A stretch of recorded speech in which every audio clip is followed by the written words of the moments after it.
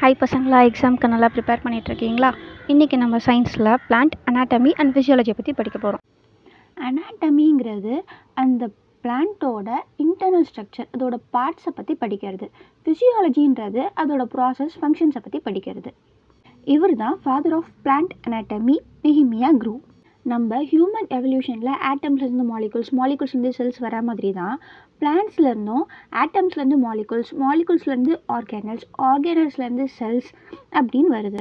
So group of cells சேர்ந்து ஒரே ஃபங்க்ஷனை பெர்ஃபார்ம் பண்ணுறது தான் டிஷ்யூஸில் 2 types, meristematic, permanent.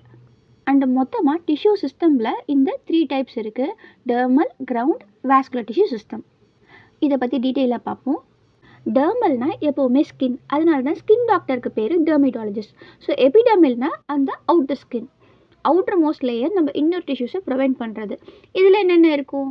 Stomata, cuticle, அப்புறம் அந்த ஹேர் மாதிரி எபிடெர்மல் அவுட் க்ரோத்ஸ்.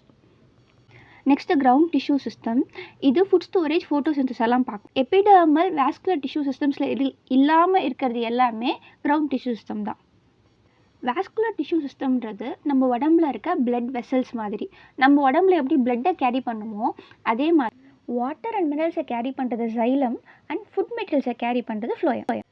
அண்ட் இதில் 3 டைப்ஸ் இருக்குது. சைலம், ஃபோயம் வேறு ரேடியஸில் இருந்துச்சுன்னா அது ரேடியல், ஒரே ரேடியஸில் இருந்துச்சுன்னா கான்ஜாயிண்ட், அண்ட் சரௌண்ட் ஆயிருந்துச்சுன்னா அது கான்சென்ட்ரிக். இதை பற்றி ப்ரீஃபாக டெக்ஸ்ட் புக்லேயே இருக்குது, அதை ரெஃபர் பண்ணிக்கோங்க.